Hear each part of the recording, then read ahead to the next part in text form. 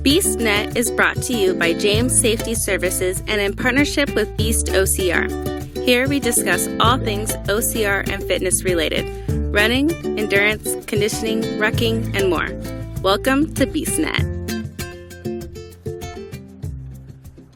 Hi everybody and welcome to BeastNet. You get a very special episode this week.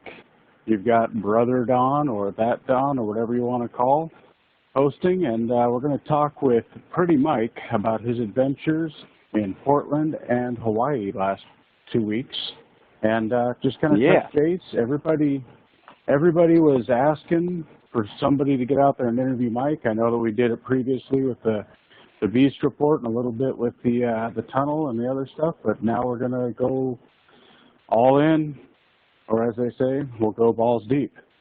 So Mike, deep. Tell us a little bit about yourself, and let's talk about Hawaii. All right. Well, most of you know me. I'm Pretty Mike. I've been, the host of the podcast for almost 2 years now. I'm a bigger guy, obviously. I'm working on losing weight, doing what I can. All the food I ate in Hawaii didn't help. But, I'm me. It's hard to, really... I feel like you all know me. Everyone that's listened to the episodes, I talk about myself a lot. So I feel like most of you, if you listen, should know who I am. But, yeah. So a little bit more background about you. I know we talked about a little bit on the Coming Out Party podcast, but let's talk about your inspiration to start a podcast and man, to be 116 episodes in, I think it is, and what got you to do that. What got me to do it really was, some of you may know or may not know, I have another podcast that I do with a good friend of mine named Matt Gingrich. It's under the name Brandon Valentine. That is my stage name, my other personality per se, that I've been doing for almost 3 years. I think we're 200 and something episodes in, and that was kind of my inspiration to start doing podcasts and radio. I also have been on a radio show for NWCZ Radio for about 4 years now. In fact, in the next couple weeks, I will be starting my own radio show on NWCZ Radio called Love and Hate Radio with my son Benton. So that's kind of where I got the start. So I've been kind of in radio, podcasting, stuff like that for a while. It was something me, Adam, and a few other people talked about, was, starting one for Beast and for the OCR community, and something that we could talk about OCRs and stuff like that and try and bring members in and help people with health issues and motivation and stuff like that. And it was kind of a concept that we came up with. Originally, BeastNet, like I've said before, was supposed to be a network of multiple shows, but it just never really completely took. It was just really me doing it, and I've been, the sole person doing it for a long time, and it gets to wear on you after a while. Trying to make sure, like I've said, we've never missed a Monday since November 2nd of 2017, I think was the first episode, and that was on Monday, and we've never missed a Monday since. There's always been a brand new episode of BeastNet every Monday, sometimes some in the middle of the week, other stuff like that. We've been trying to do Thursdays now too. So, but every Monday for almost 2 years now. And it's very important to me to be consistent. That's how you get listeners. That's how you get people to start, really trusting you and waiting. People are waiting Monday. If there's not an episode Monday, I can guarantee you if all of a sudden one Monday I don't put it, there's not an episode out there Monday morning when everyone goes to go to work, I will get phone calls. Yeah, it's kind of funny. We've got an upcoming guest, and I was listening to a podcast that he was on, and one of the things I was trying to figure out was what their actual release cycle was, because, they release, it looks like twice a month, and it's kind of at random. It's never... it's not the 1st and 15th or 5th and 20th. They just kind of bounce around. So, it's hard to think that they get the most consistent listeners. But, I've also been told there's other ones that do it once a month. So, real quick, you were talking about internet radio, Northwest NWCZ Radio. How do people find that? Yeah, Northwest Convergence. I just turn on the radio and it plays some crazy music because all the radio stations play the same music now. How do you get the Convergence Center? NWCZ Radio is, you have to actually, it's on the internet. It's nwczradio.com. And you go there and there's 2 channels. Yeah, and it just plays like a normal radio station. Like I said, I'm working on hopefully either the first or second week in September, my new radio show, Love and Hate Radio, will go live. So yeah, it's a great radio station. I mean, it's really cool. I mean, you can listen to it at work, whatever. Yeah, so it's a cool thing to do. Okay, well, you know, the reason I ask is just because I haven't partaken in it, and honestly, until you got me into podcasts, I didn't really even pay attention to those. So, you know, now I'm hosting and talking to you on a podcast, and maybe I'll pay attention to internet radio. So 2 weeks ago, you went out and you raced, I guess that was the Spartan Sprint down in Washougal, the big beast party. How did that go? It went good.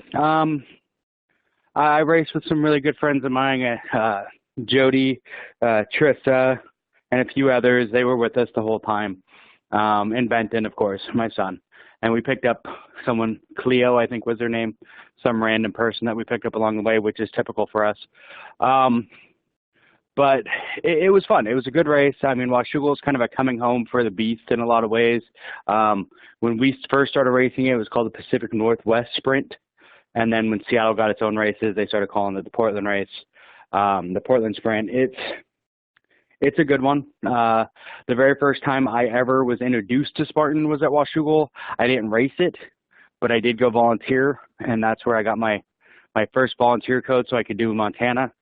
I couldn't race because I had 17 or 13, I don't know, 13 stitches, I think, in my right hand, so I couldn't use my hand. But it's a great course. I love it. I mean, it's usually warm. This year was a little bit colder than normal, but you know, it's a good course, and I loved racing it, and I loved racing it with my race family. So, yeah. One thing I was noticing with that being a single race weekend, it kind of keeps you from overdoing yourself. I know we've talked to a couple of people in the past that they used to do the two race weekends where they do the Sprint Super and whatever, and a lot of them are dialing it back a notch, and other people like you, I guess, are dialing it up a notch. Because down in Washougal, you raced with Jody, and you did the 1-day race there, and well, heck, it was 6 days later. I see pictures of you and Jody out on the race course on an island in the middle of the Pacific. Yeah, pretty much. So Saturday we raced, you know, Portland Sprint, and then the very next Saturday we did the Beast in Hawaii. So, and that was me, Jody, Nick, and Sarah Kay, I believe was her name. It was the first time I met Sarah. She's really cool. But yeah, it was a brutal course. Hawaii was brutal. Probably, what's that? I was going to say, before you get too much into the course, let's talk about Hawaii and what it means to you, because that course has been the bane of your existence, as I understand it now, going on 3 or 4 years. So what's the background with you in Hawaii? This is my 4th attempt at Hawaii. In 2016, I broke my foot, like shattered my left foot in June of 2016, and the doctor basically said I was going to be wouldn't be able to put weight on it or walk for 8 weeks after the injury. And Hawaii weekend was literally the 8th week after my injury. The week before I left for Hawaii, I didn't know if I was racing. I asked my doctor, said, hey, can I do this? My doctor looked at me, basically says, you're an idiot, but yes. He says, you can do it as long as you don't land on that foot. Yeah, I think anytime you come in there, your doctor probably looks at you and says you're an idiot because you're telling him what you're doing. Oh, yeah.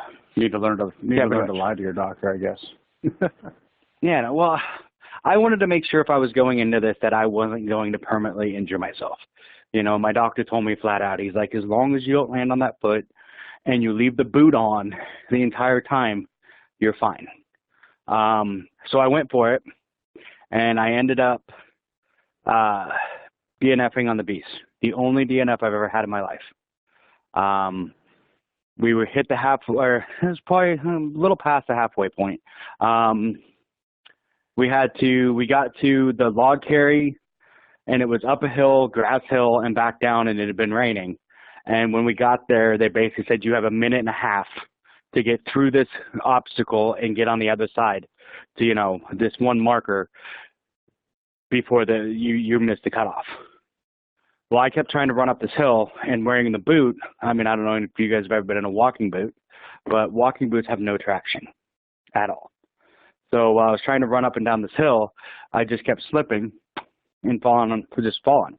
I couldn't make it. I just could not get up the hill. Every time I put weight on that foot, I just fall on my face. And my partner was with me, Stevie, who's great, and I can't wait till she starts racing again. She was my race wife.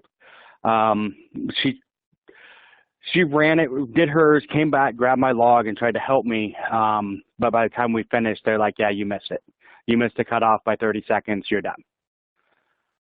I got very angry. What's that? Yeah, I'm surprised they didn't let 30 seconds go, but I guess their time hacks are pretty black and white, depending on. A lot of times they are, and actually it was Norm, who is no longer part of Spartan. He was one of the originals. He looked right at me and Stevie and basically told us, he's like, if you had showed up and it was just the two of you standing here, I would turn my head and let you walk away. But there were 7 people that showed up at the same time we did. And the other people were destroyed. I mean, they were worse off than me, and I had a broken foot. So, and that's basically what he said. Yeah. And that's what he said. He's like, if it was just the two of you, I would have let you go. And from what I've heard from most people that did finish it, they're like, what we had ahead of us, we would have been they're not sure we would have been able to get through it, with my foot the way it was. But yeah, Norm was like, yeah, he can't. With that many people there, he would have had to let everyone go. And I mean, they were destroyed. A couple of them were ultra runners. There was one guy that we had helped for a while, and really is what killed us on our time.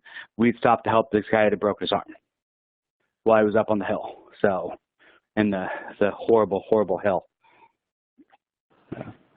So that was 2016, right? You broke your foot. You did it anyways. And did you end up? I went for it anyway. The other 2 races. I did. I was. I'll be honest. Once it happened, I was done. They took me back down the hill to the festival, and everyone was there, and I could hear that the chink of the metals. When people were walking around with them, that's all I could hear, and I wanted to cry. And I literally just called Amber, said, "Come get me. We're done."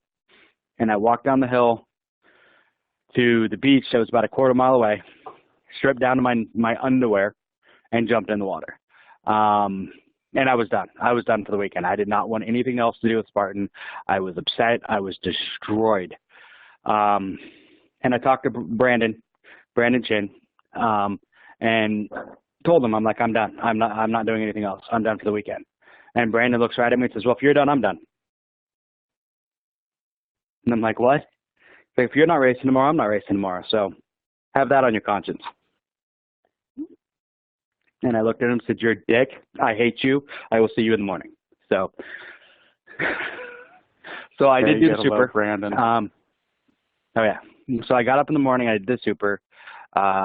It was tough. It was really tough. The day before, trying to go around on that boot, I mean, I don't know if you've ever tried to do that much mileage on a boot in the woods. It is not advisable. I would not tell anyone else to try it. It was rough. We got to a certain point where we could hear the announcer, and the announcer said the final sprint heat's going in 30 minutes. And at that point, I looked at everyone around me and said, you know as well as I do, I'm not finishing this in 30 minutes. So if any of you want to do that sprint, you better leave me and go. And every single one of them said, we're not leaving you. And I looked at them and said, yes, you are. I will finish this race. Just go and get the sprint. And finally, after a lot of coaxing, they left me and they went and, so they could get it back done and do the sprint. So it was interesting. It was tough. But I did finish the super.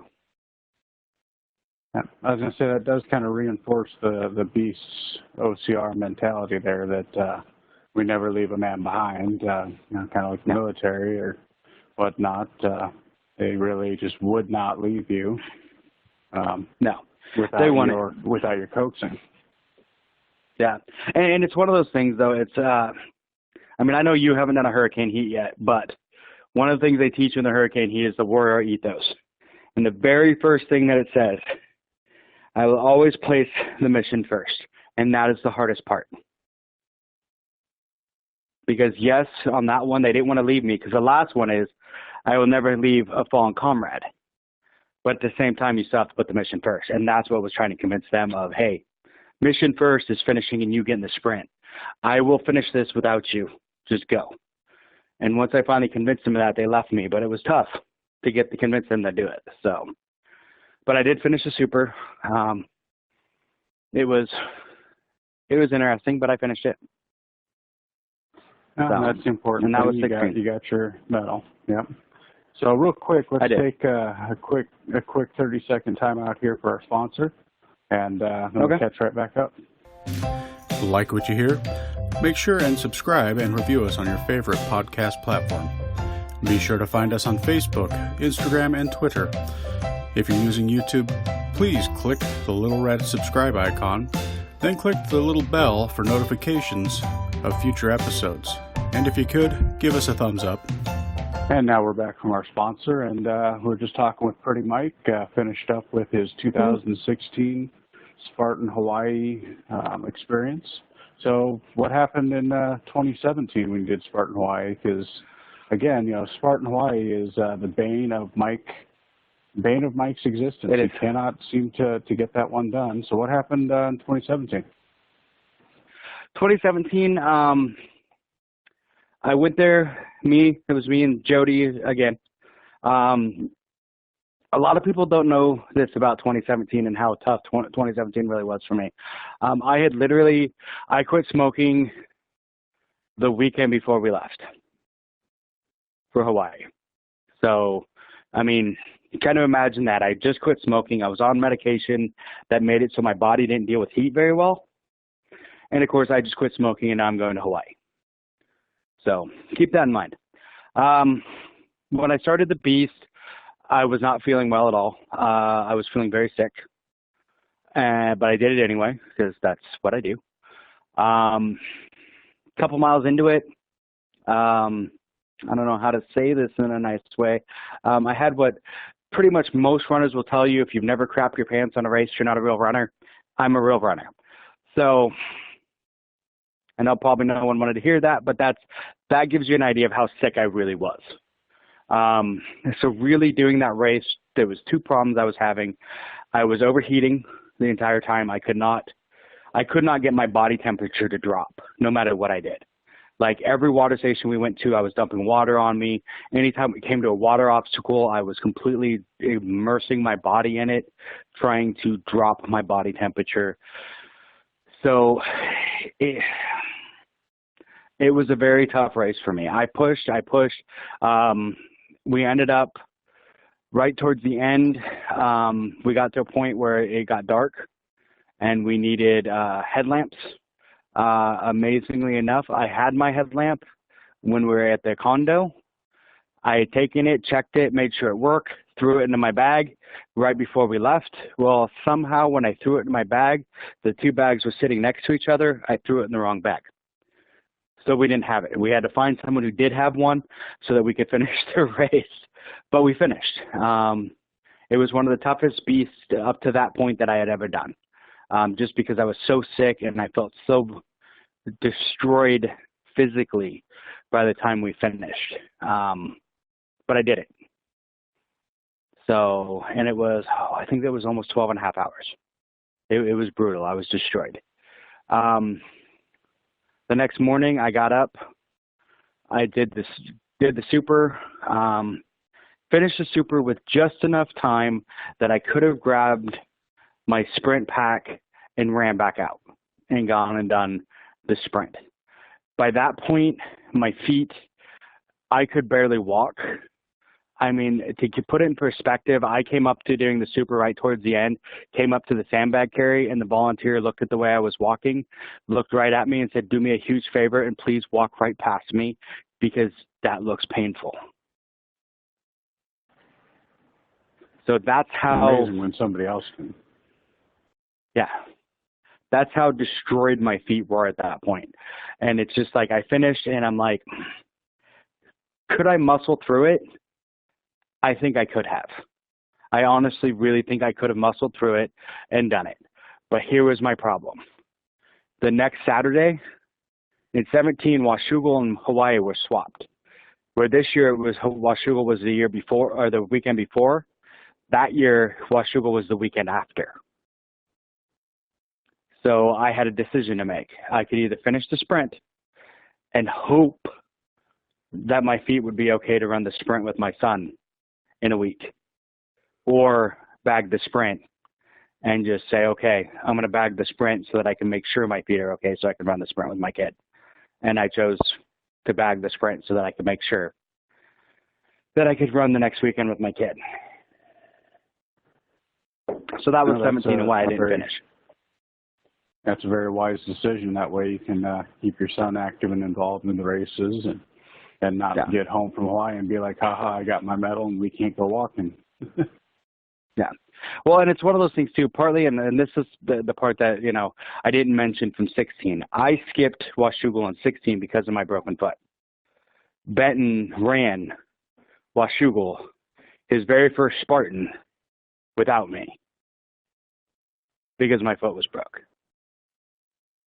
So it meant that much more to me to be able to run that sprint with Benton in 17 because I didn't get to in 16. So I got to run his second Spartan with him, not his first. So that's why it was so important that I was there. So that was 17. 18, as most people know, there was no Spartan races in Hawaii. If you go back and listen, there's a fun episode that's kind of hard to listen to because it's a little bit windy, and we recorded it on the lanai of our condo during the hurricane. But yeah, so 18, I didn't get a race at all because, well, they didn't race. So, yeah. Yeah, that was a real tough call, I'm thinking, for Spartan, because had that hurricane really made landfall, made a mess of it, and people got hurt, they'd have been real upside down. And because it didn't really make landfall, and the biggest wave was the one that hit your wife that CNN used for all their headlines, you know, it was a whopping 2-foot tall wave, which honestly I think you can go out and surf bigger waves than what were crashing during the hurricane from what I saw. But you know, that was. But it was one of those things from what I understand from talking to Spartan and a few other people, you know, and people, because I mean I've been around them so long, I've got to know quite a few of them. It wasn't Spartan's call. It was Kualoa Ranch, and the ranch said if there is a hurricane warning, they shut down the ranch. So it wasn't, Spartan had no, because they were trying to set something up like an impromptu, like, special hurricane heat type thing or something, you know, for us to do on Saturday for all of us that were already there. You know, that would have been fun, but they couldn't. A hurricane heat in a hurricane. Yeah.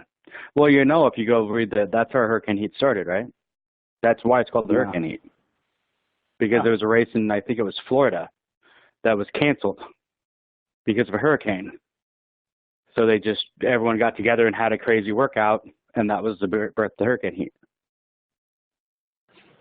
One of these days I'll get around to reading Joe's book. I've got a copy of it, and I'm betting that's where it goes into some of those little details. I've got all three of them. Go walk to the other room. Yeah. But, so 18 I missed because of a hurricane. So that was, but I'll tell you, that was probably the best vacation I had in Hawaii. It's probably the best vacation I ever had in Hawaii because most of the real touristy crap was closed, but all the locals were still open. So you still had the local flavor and all that stuff. and you had so many people that like chose not to go on vacation, so there wasn't that many people. It was awesome. It was a great vacation. I mean, I didn't get a raise, but it was a great vacation. So yeah.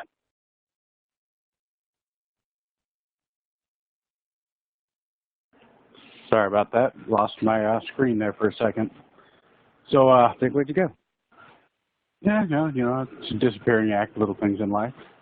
But, so, next up, 2019. 2019. So what happened in 2019? Yeah. 2019 was it was a tough go. I'll be honest. I mean, everyone knows that I've been battling my weight issue. A lot of that is, you know, don't know the nice way to say this, is my own personal dipshit mistakes. So I mean, I did have the injury that did start me down the path of the weight gain, but a lot of bad decisions I made along the way have made it worse. So that kind of starts the whole idea of this weekend, you know. I mean, I'm not in the best shape that I should have been. But of course, we know me. I don't know when to say no and stop, so I do it anyway. Going into the weekend, we'd been there a week. We got there Monday, so we'd been there, you know, a week before we raced, almost, you know, whatever, 5 days. And one thing I didn't realize is anybody who knows me knows that if I have a chance to take my shoes off and roam around, I will. I will be barefoot every chance I get. So, of course, the second we landed in Hawaii, I took my shoes off, threw them in a corner, and hadn't worn shoes for 5 days. So, didn't really notice. My feet had swelled. And by swelled, I mean had swelled. And, of course, not wearing shoes, not putting them on, didn't really notice it. Saturday morning, I get there, I go to put my shoes on. You know, I put my socks on and everything else. Didn't really pay attention. Went to put my shoes on. They really don't want to go on my feet. And for anybody that knows too, I have 2 different sizes of shoes for weekends like this. So one shoe that's a little bit smaller, like a half a size smaller, and then one shoe that's, you know, a little bit bigger for the second day because my feet will swell, obviously, from racing. They'll swell a little bit. So my shoes usually fit, but they're a little tight. Well, yeah, my feet did not want to go into these shoes. I had to force them into the shoes. Nick explained it best. He said it looked like a hot dog busting out of the casing. That once my feet got in there, you could see my probably a quarter inch on each side of the tongue. My feet, they were busted out that far, and these are innovate talons. So anybody that has talons knows that that's not normal. So we didn't get 100 yards before I was having problems with my socks bunching up because my feet were so swollen and the shoes didn't fit. So within 100 yards, I had to stop and take my socks off. So if anybody's ever ran a race in racing shoes that are too small and with no socks, it doesn't end well. Let me put it that way. Does not end well at all. So we got into the race. I feel like, you know, me, Jody, and Nick, you know, we were talking afterwards. We had a really good pace going. We were doing good. We had a good pace. We were looking like it wasn't going to be another, you know, 10, 11 hour freaking race. We're doing good. You get to about 4 or 5 mile mark. You start going into what we called the death march.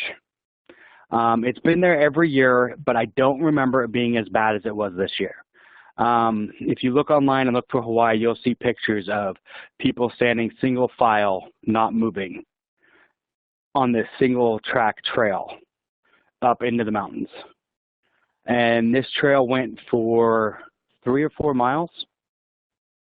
And it took us over 2 hours to get through this because we just weren't moving. Must be a hell of a hell. We were just, It was, and it was just, you couldn't move. You're just standing there in a single file line. It's hot. It's humid.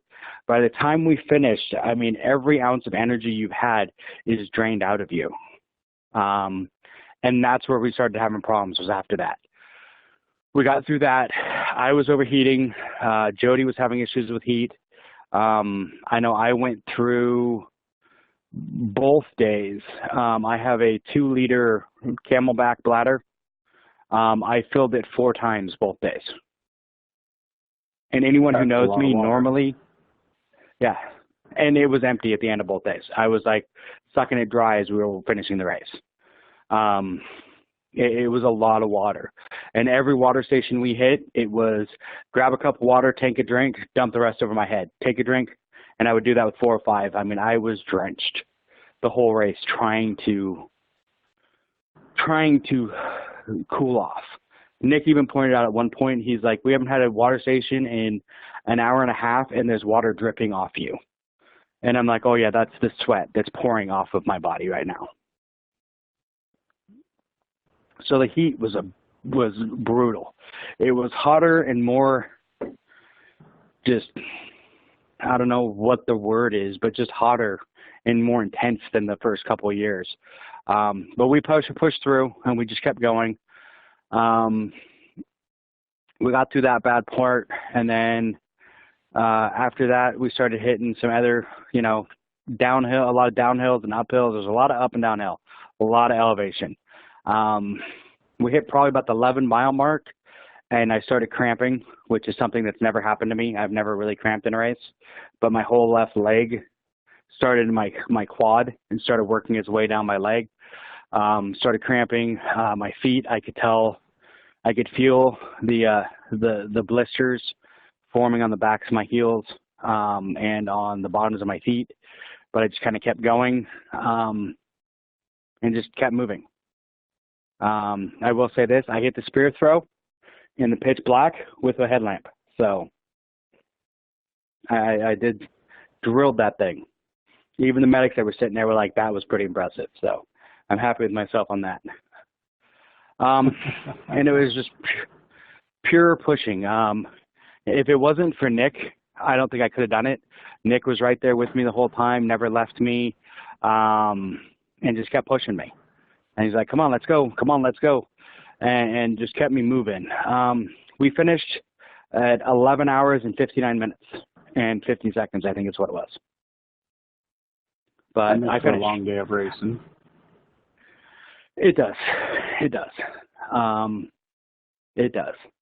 And then pretty much went home or to the condo, got to the condo, maybe got 3 hours of sleep because it was so late that we finished. By the time we got back to the condo, it was almost midnight, because we had to drop Nick off and all of that. Luckily, Justin Wiley was there. He took us back, so we didn't have to wait for the girls to get there. But he dropped us off. I mean, like I said, got up in the morning, went back out, for the super after about 3 hours of sleep. Got up in the morning. Amber's had to spend probably a good 45 minutes, maybe an hour, trying to tend to the cuts and bruises and the blisters on my feet, just so I could try and get my feet into shoes. I ended up having my race shoes weren't an option. I had to wear my my everyday shoes, my Skechers, because those were the only shoes that I could get my feet inside of. So yeah, the nylon design of those Innovates is very tight and unforgiving. So I could definitely see where when you're swollen, there's no way to squeeze that sausage into the sack. No, and there wasn't. So, I mean, there was nothing like it. It was pretty much, Amber's like, what are you going to do? And I'm like, well, I guess I'm putting on my Skechers. Good thing these are on $40 shoes. So, put on my Skechers and went for it. It was surprising the Skechers did pretty good, actually. But we got there. Nick pushed me through the super. It was brutal. It was still brutal. I mean, it was still hot. The hardest part about the super was there was like all the shade parts that you had on the beast, which there weren't a whole lot of, were all on the beast course. there wasn't really shade on the super. So you were in the sun almost the whole time. So I pushed myself through the super. As soon as we finished the super, Nick again, Nick is my hero this weekend, by the way. So we should be doing a podcast with him soon. So, but he was my hero. We finished. I pretty sure at least, I think what he said was at least 17 times, told him, I don't want to do this. I am done. I am done. I can't do this. And he just kept saying, cool, come on, let's go get our packet and let's do this. And like just kept ignoring it. And just like, let's go do this. We got to do this to get ready for the sprint. And he pushed me through the super he had time hacks that he kept putting in his head that we had to be done because we wanted to be done with the super because the last sprint wave left at 3. So we figured we had to be done with the super by 2:30 so that we had enough time to get our packet and all that stuff so that we could be out by 3 because they wouldn't let you get your packet beforehand. You had to get it like in between. Amazingly, we pushed through the super. Huh? I was just going to say, I was kind of curious how that works with the packets on a trifecta weekend because you said that a few times where you had to wait. Yeah. And then that's what it was, they said, oh, don't worry about it, there won't be any lines. Yeah, right. We got done about 1:30. So we were about an hour ahead of our schedule. Nick was, like I said, great about pushing me along. And we went to go get our packet. Of course, there was a line. It took us probably half an hour. We got our packet and everything else. And then me, Nick, and Justin Wiley, he joined us for the sprint. And we took off about 2:30 and went for it. And it was, by this time, I could tell I had a blister on my left big toe that had burst and my whole big toe was raw at this point. And just every time I had to go downhill and you have that like slide, a little bit of slide, I wanted to scream and cry. I don't know if anyone saw the pictures of my heels. There's probably about a quarter inch got into each one of my heels, like where it just wore down. But Nick just kept me going, and we ended up finishing the sprint. So it was a rough weekend. It was. I don't know how else to say it. I mean, I'll be honest. It's a beautiful course, though. I mean, honestly, if you ever get a chance to go out to the Kualoa Ranch, go. It's a gorgeous course. They still have some of the props from the movies that are filmed there. There was a velociraptor in a cage, King Kong skull from Skull Island. There was a cabin from something, I don't know. But yeah, so there's a lot of cool stuff out there. So if you ever get a chance to do the races, do them. So right now we're trying to decide if we're doing them again next year or if I'm done with Hawaii. So I might be done with the 2 race weekends. I might agree with everyone else on this, that it's too much on the body. You see a lot of the people that are doing the 2 race weekends, they're a little more performance fitness type people, and even some of them now are saying the 2 race weekends are too much. I was trying to think. I was listening to the podcast the other day that you recorded, and one of the people on there said that 2 race weekends is just too much now. They've been racing hardcore for 3 or 4 years, and their bodies are telling them to slow down. Was that Lorenzo? I think it might have been Lorenzo.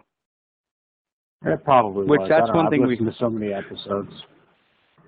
That's one thing we didn't mention about Hawaii or about Portland is all the people that podiumed. Lorenzo, Claire Painter, who we just had on the podcast not too long ago, who runs OMAC Stampede, Jenna. I know I'm missing a whole bunch because there was like 8 or 9 of them. So I wanted to tell the Beast, amazing job on that. I just know Lorenzo because I saw him right after, and I was like, oh my God. So yeah. So, and I think Sarah Knight was 2nd in elite. So,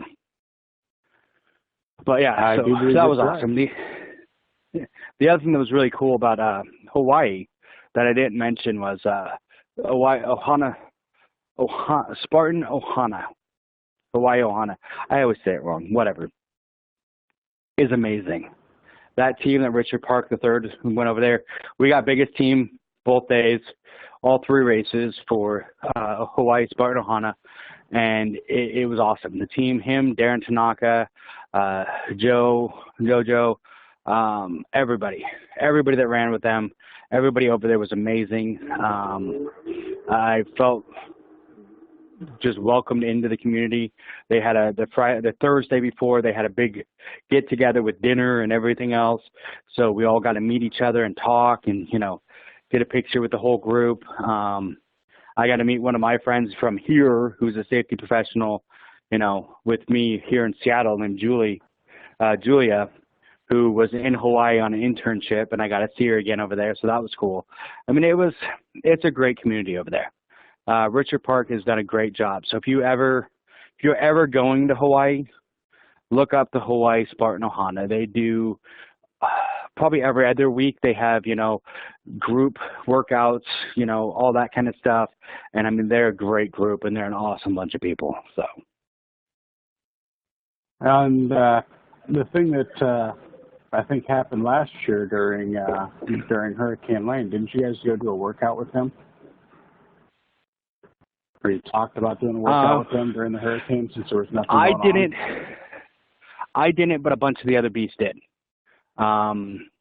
Amy Yates did, and a few others went over and did the workout with them. I was not.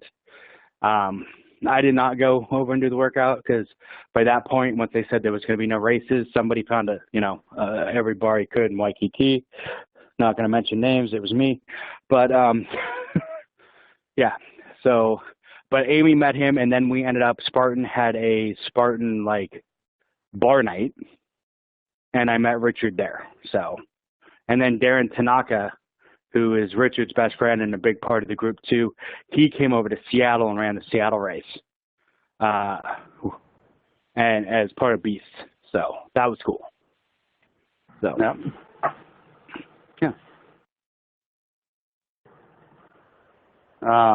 Gonna say, I thought I saw on the Ohana group where when they did the kickoff, it must have been Saturday morning, I'm guessing, when the ultras were already out on the course.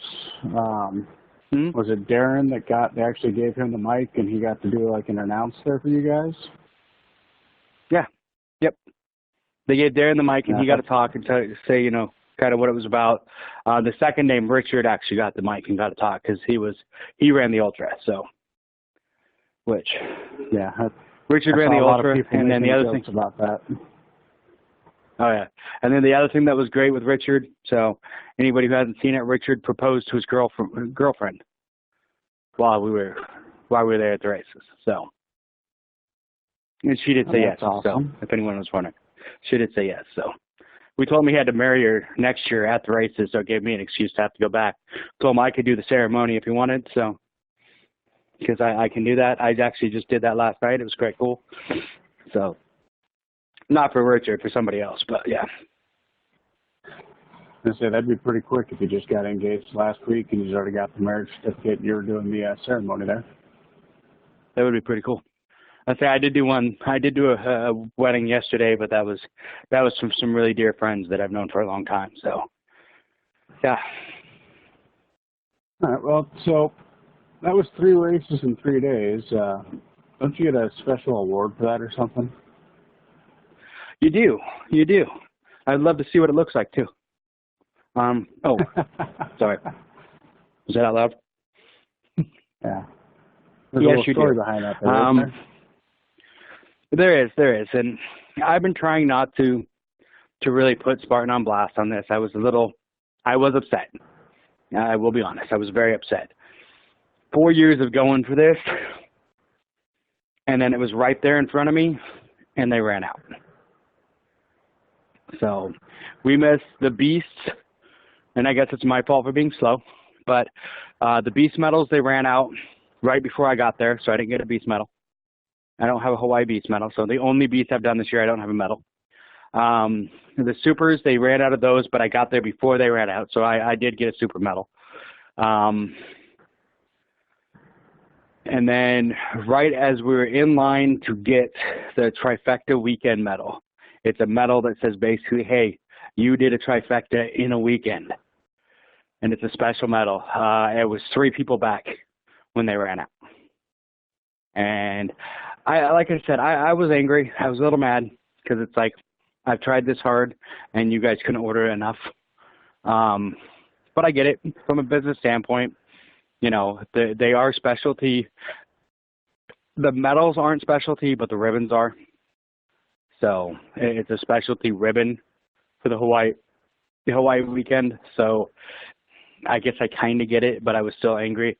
I have been in contact with Spartan. They are they're mailing me those medals. So I should have them. They're going to email it to you. You can print it out and spray paint it on yourself, right? There we go. Just like that, yeah. No, they're going to mail them.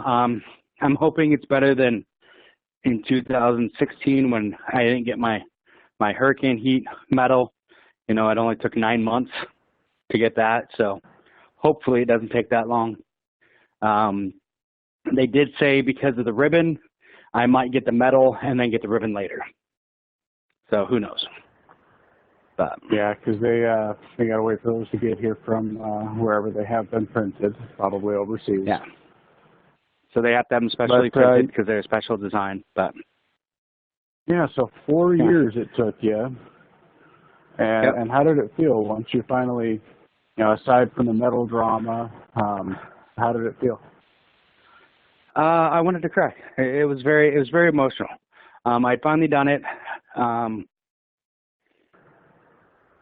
It was very, very emotional. I was very, very proud of myself. I will be honest. I definitely want to go back and do it again because I feel, and I think it's because I'm my own worst critic. I did it, but I want to do it better.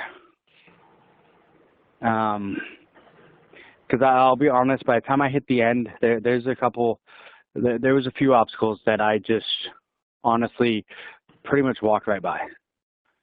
Tried to do a little bit of a squat or something, but my body, my feet, everything was so destroyed at that point, I could barely walk by the time we finished.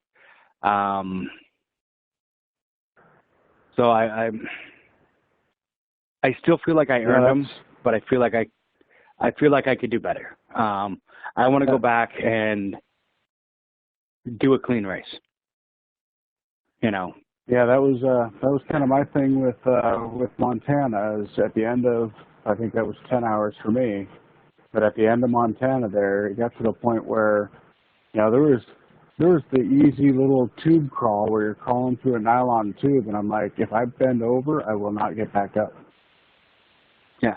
So that was one of those things where I walked past what was probably arguably the easiest obstacle at that race because I knew if I got down, I wasn't getting back up. Yeah. So I'm right there with you. I mean, I did. Understand that, and that's why I'm going and it back. bothers I'm me. going to do it better next year. And like I said, I still feel like I earned them, but it bothers me personally. I mean, I know everyone says it's an open heat, run your race, but it bothers me. One of the ones that I went by was the rolling mud, because honestly, at that point, it wasn't about the water, getting in the water.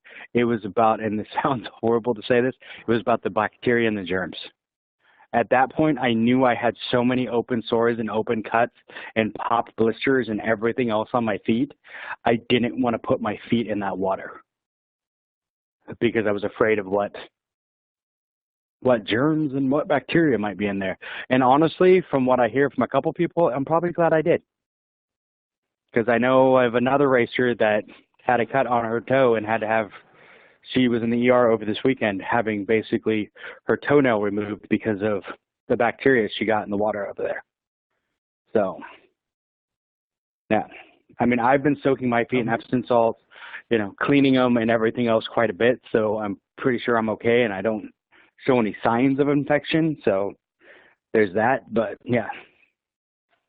That was my worry there. And then the slip wall, because my feet were so destroyed, I couldn't put that pressure on my feet to try and walk up. So I tried to do like a little bit of like a squat, because at that point, if I'd gone down to do a burpee with the way my left foot was at that point, I wouldn't have been able to get back up.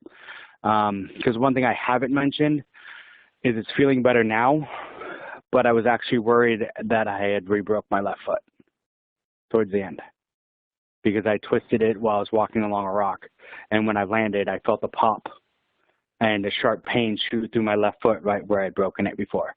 And I'd honestly, at that point, I was afraid I'd re-broke it. Now, seeing how you managed to break your foot on a half marathon and not even know it, I wouldn't have been surprised. No. And I mean, right now, it's feeling better. I can put weight on it. It's not too bad. It's more the cuts that are a problem now. So I'm thinking I just, because it's where it was broke before, that I knocked some scar tissue and popped some scar tissue, because that happens occasionally. So, but it was painful. I thought I'd re-broke it. And trust me, I was scared. Because if I had re-broke that, I was going to be in trouble, and it might have meant surgery. So. You never know. That surgery might actually finally fix it. If it's a surgery that I end up having to get there, it'll be full pins, and it would basically make it so that my foot doesn't move at all. My foot would be in one position. So right now I can still get some movement in that joint, but if I ever had to have the surgery, it would pretty much be pinning the joints. So because that's how I broke it, so that close to the joints. Who was it? There's another racer that I was talking to recently that had that too. I think that was Daniel from Moses Lake, Spartan Dan, I think, older gentleman. But yeah, I mean that makes it a lot harder to get up and over obstacles if you can't bend. So. Does your business need first aid, AED, OSHA, flagging, or other safety training? James Safety Services is your one-stop shop. Find them on Facebook today at James Safety Services WA and ask for a quote on hosting your training needs. Yeah, it's amazing how it just flows when we start talking. I guess 37 years knowing each other makes it happen. Yeah, it does. If anybody ever wants dirt on Don, I got it. I was there the first time we got bit, and then never mind. So you finally got to the Hawaii trifecta. I'm thinking we need to work on our hill climbing and go to Kimberly and get the trifecta. It's tempting. Kimberly is interesting because I know Kimberly does it different. Kimberly, it's a Friday, Saturday, Sunday. So. Yeah, but because Kimberly, the sprint we've all is on Friday. heard the stories about Kimberly and the hills and how that one kind of takes the cake. But at the same time, I was listening to some people talk about Utah, and Utah's kind of the same thing. You're at a ski resort, you're going up and down the ski slopes. Yeah, and that's kind of, I think, the thing I want to look at for next year is I want to look, I mean, if Hawaii's in the cards, I'll go to Hawaii because I love Hawaii. Because I will say this for anyone who's listening, if you ever go to Hawaii, there's a few places you have to go. Mike's Huli Chicken, get the Mike sauce, it's amazing. I bought some to bring it home. And Giovanni Shrimp, amazing. So if Hawaii's in the cards, I'll definitely go back because I love Hawaii. But I want to look at some of the other races. I was looking at, this last weekend, West Virginia. West Virginia is a trifecta weekend. Why not? Yeah. I got to watch out for the Valentines and the relatives. But yeah, there's a quarter-mile swim on that course too. Yeah. Yeah, I know. My family's from West Virginia, so we got to watch out for relatives. But other than that, Vermont. There's some really cool races out there, and I'm just thinking, I spent a lot of time on the West Coast in Hawaii, and I really haven't traveled any farther east than Montana. And I'm thinking next year I might want to. Well, that's currently my plan, is to expand my horizons with a lot more of the local events also. I know that we've been talking a ton on the show to local promoters, and just today I was reading an article where they were talking about whether or not the market's oversaturated, or kind of talking about the Warrior Dash failure, and the biggest thing everyone talked about in the comments from that post is go out and race local. You can do 3 or 4 local races for the price of one beast. and that's it. I mean, coming up shortly on the, September 14th, you got your choice. You can either go across the mountains, go to Eastern Washington, Omak, and do the Omak Stampede, or you can go west out to the peninsula and you can go out and do, Run Amok. I mean, those are two great ones here in the, the local races, In the summer, you got Renegade, Renegade Rage, you got a bunch of them. So, yeah, that's one of the things I really want to look at is the locals next year. You got the Summit to Swamp is another good one, which I know the Beasts are working with them to use that area, that land, for more than just Summit to Swamp. I mean, I think the Ghost and Beastbreaker. They announced Beastbreaker's going there for sure. Yeah. They haven't announced anything about Ghost, but Beastbreaker has for sure. Yeah.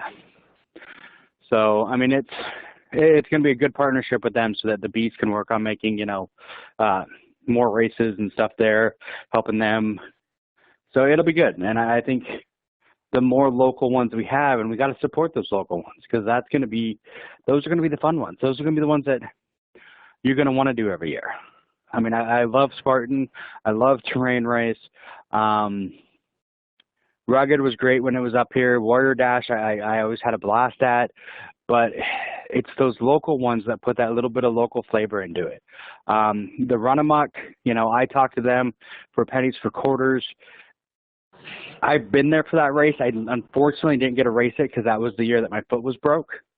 Amber raced it and unfortunately rolled her ankle, but whatever. It's a really cool venue because where they do it, it's where they do the jet boat races. And I don't know if you've ever seen these races. They're freaking amazing watching those. Look them up.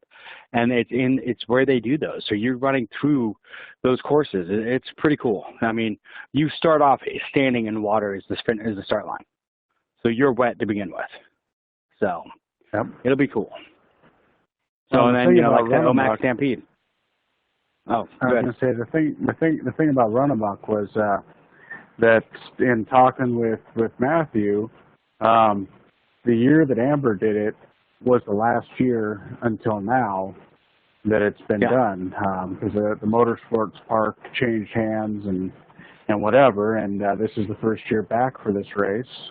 So it'd be real cool to see a lot of people out there to help support it and show them that, we want to get out there, we want to get muddy, and at the same time we want to support a great cause with the pennies for quarters, helping get homeless vets back on their feet again and getting them some short-term housing with all sorts of assistance. I mean, that's a great cause that people need to get out there and help with. And like you were just about to start saying, I'm torn because I really want to do the Omak Warrior Stampede with Claire Painter over there. The trouble is just all about timing. We have to be, BeastNet has to be on location on the 15th. We're going to be doing some live streaming and whatnot from the Tunnel Marathon. We've taken over the first aid station. So anybody that's running the Tunnel Marathon September 15th, at 2.7 miles, say hi to Mike and I and the rest of the BeastNet team that's going to be there. It's going to be a great event, but that one kind of limited my ability to be in Omak. So right now I'm penciling, second or third week of September next year to hopefully get over there and run that one with Claire, because as a kid, I spent a lot of summers in Omak, and we would cross the river and kind of stand at the bottom of the hill and maybe run up and down it a little bit, but I don't recall ever actually running all the way up it. And if you watch the videos, there's kids doing front flips off the top of the hill and stuff, and it's just a real steep hill that goes straight down into the Okanagan River, and it's a really neat course. The fact that she uses so much natural elements with rocks and bowling balls and haystacks and you name it, so it looks like it's going to be a lot of fun. I hope that any of our beasts on the east half of the mountain that aren't going to drive all the way up to Port Angeles, I'd sure hope they head to the northeast corner and go visit Claire and check out her race. Oh, I hope so. And that's one thing, honestly, it sounds really bad to say this, but I feel like next year we need to get together with Claire and Matthew and say, okay, guys, you can't have these on the same weekend. You got to have these on separate weekends because they're completely across the state from each other. Or have one on Saturday and one on Sunday. I could do that. Yep, that we could do too. But, we're getting off subject. I don't know about you, but I know that we're going to be recording again shortly on some of the things that we've been talking about, especially with the Spartan Hawaii race, and we'll be, at least some of us will be out at Run Amok, setting up a booth there to talk with people. So if you've never met the guys from BeastNet, pencil that in as the first official road trip with the traveling band. And then if you're signed up for that other race, come see us there too. We'll be at the first aid station. Any closing comments, Mike, that you want to get out there and tell the listeners, coming from Mike the racer, not Pretty Mike the host? Get out there and have fun. No matter how many times they tell you you can't do it, you can do it. Do it anyway. I'll be honest right now, I'm 280 pounds of disgusting fat, but I still get out there. I still went out there in Hawaii. It took me forever to finish it, but I did it anyway. In June, I did a full marathon when everyone told me that's a bad idea. You shouldn't be doing this. And I went, cool, I'll see you at the finish line. And I did it anyway. Don't let people judge you by just your size or anything else. You know who you are. Do it anyway. And that's all I can say. Just do it anyway. Go for it. Push your body that limit. To say. Yeah. Don't let anybody else tell you what you can or cannot do. Exactly. Well, it was real fun hosting tonight, Mike. I'll probably be on the show a little bit more. Who knows? We're just testing out all sorts of new stuff with the 3 hosts or 2 hosts or whatever we end up doing. So hopefully people like this episode where they finally got a full-on interview with Pretty Mike, not just a shortened Beast report or a random short interview. A full-on, this is Pretty Mike for an entire hour. I can't believe people pay for this. Yeah, I know. Wait, they pay for it? I'm not getting paid. Who's paid? What? I guess someday maybe they will. It'll be in the archives, right? That'll be there. We go. But, no, thanks for everyone for listening. Thanks, Mike, for being on the show tonight, and look forward to hearing you host some more upcoming episodes. Right on. Thank you.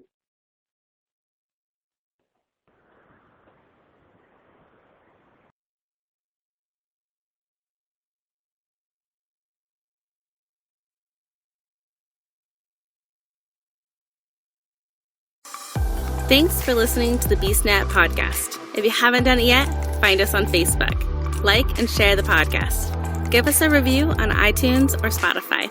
All these things will help to expand the show in the future. This show is brought to you by James Safety Services in partnership with Beast OCR. Don't forget to subscribe and let us know what you think and what you like to hear. You can find us on Facebook, Twitter, Instagram, or at beastocr.com.